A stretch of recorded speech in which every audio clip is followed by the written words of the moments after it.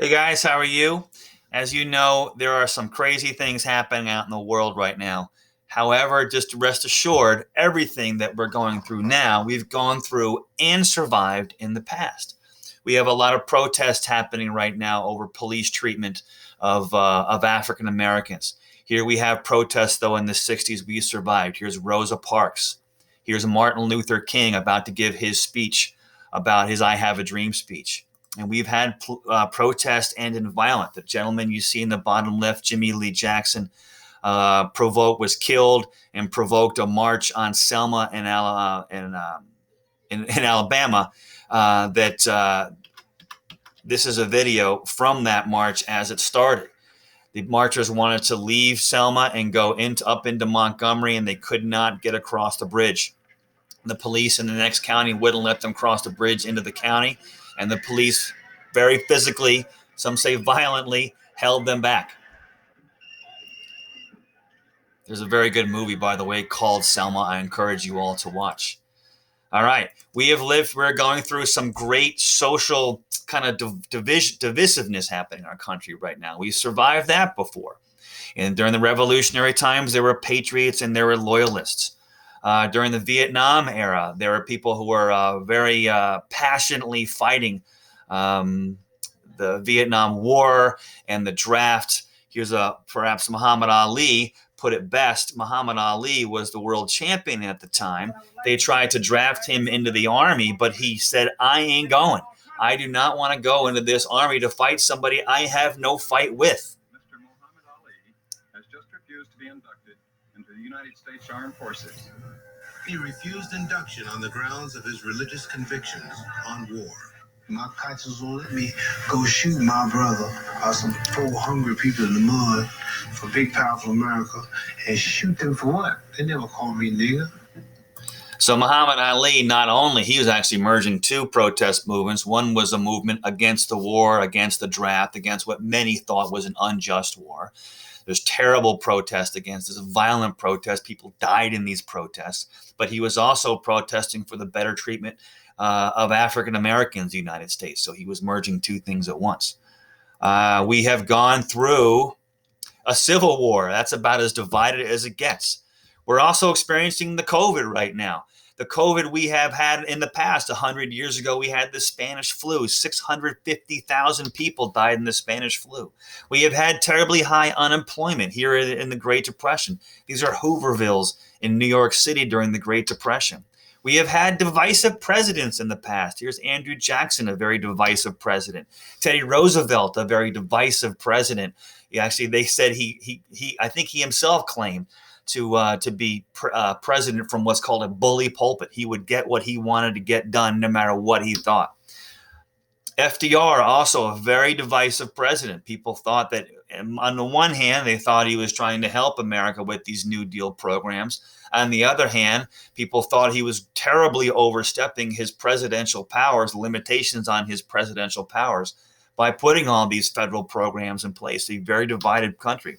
And of course, the most divisive president we've ever had has got to be Abraham Lincoln. Might also be the best president we ever had. But he's also the most divisive only because the country literally divided in half and we had the Civil War. The South seceded once he was elected president because he looked to eventually end slavery in America. The challenge that we're dealing with right now is that all of these things are happening at the same time. So we have COVID, we have a divisive president, we have civil unrest, and we have very high unemployment because of the COVID. So it's become complicated. And then finally, the final complication is that there's so much news out there, it's hard to figure out who's telling the truth. Now, what you see here in front of you is several news sources. You have Time. Time is a magazine and a website. They're a legitimate news source. You have the New York Times, an old 150-year-old newspaper, and online news source. You have the Journal News, which is our local news. LoHUD is our Journal News, is the local newspaper. You have local news.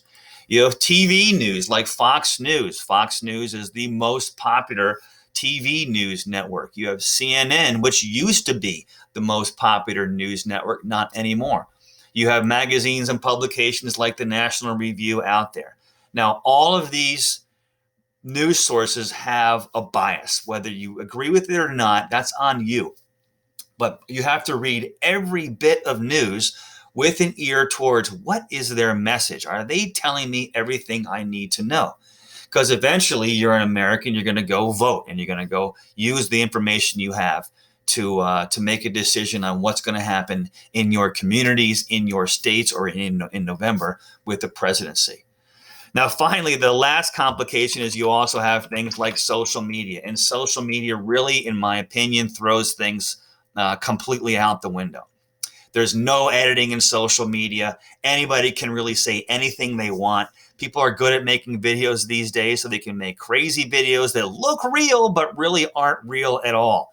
Here's my social media, my Facebook feed. And I got people on the left and I got people on the right who are just equally annoyed at each other about what's happening in America. You also have Twitter. I follow Twitter.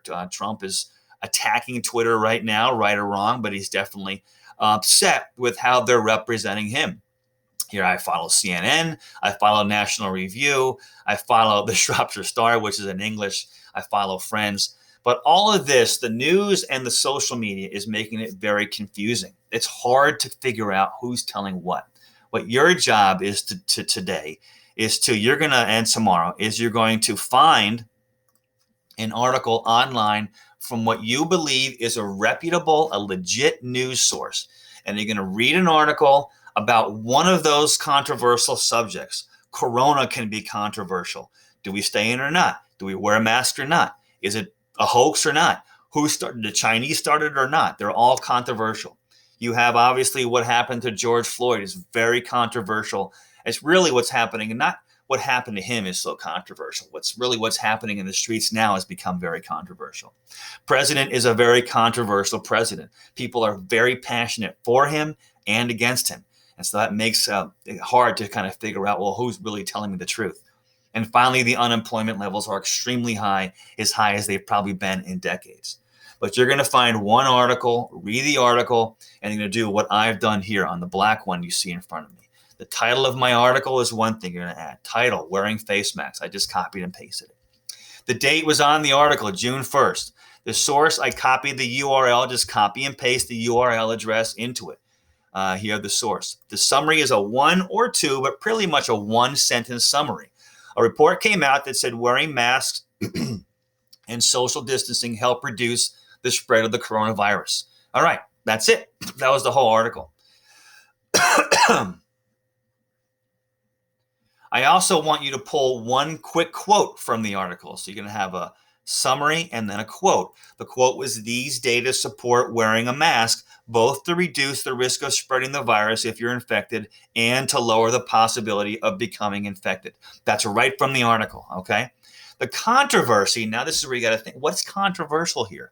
Well, if you know anything about the mask, some people don't like wearing them for a couple of reasons. One, they might be uncomfortable. But two, people don't like being told what to do. This is an American trait. I think a great American trait is we're individualists, but it's an American trait, and we don't want to comply with something that we don't quite believe in. People think that this mask controversy somehow is forcing them to behave in a way they don't want to behave. So controversy, and then finally, my opinion. I said that wearing masks is uncomfortable and looks weird, but if it helps reduce the spread of the virus, I'll do it. So your assignment is to find one article and post it to this Padlet page, part 1. The title, the date, the URL, a 1-line summary, a quote, the controversy, and then your quick opinion. All pretty much ones, as you can see on mine, 1 sentence apiece. Part 1. Part 2 is you're going to find somebody else's Padlet post and comment on it. If you look at the bottom here I had my picture of me in a mask. You don't have to add a picture if you don't want to. I always encourage it though. All right. So but the part 2 is you're going to find somebody's article and you're going to comment on that article, 1 sentence. I believe, or I don't believe, or this is important to me, or this doesn't make sense to me. Just some kind of comment or opinion about either the article or about what the poster's opinion was, whoever posted it was. This is a respectful dialogue. You are not expected to agree with anybody or everybody. You have your own opinion. That's Good, you should. All right. So when you do respond, make sure it's a responsible, mature response, not like some of the crazy stuff I see on Twitter. There's not a lot of mature stuff happening on Twitter. All right, we're going to talk about it in the call in half an hour, and you'll have a day and a half to work on this. Again, you're going to find an article and review it, and they're going to comment on somebody else's article. All right, it's a crazy world, but we will get through it. We've been here before. We'll get through it. It's going to work. Bye-bye.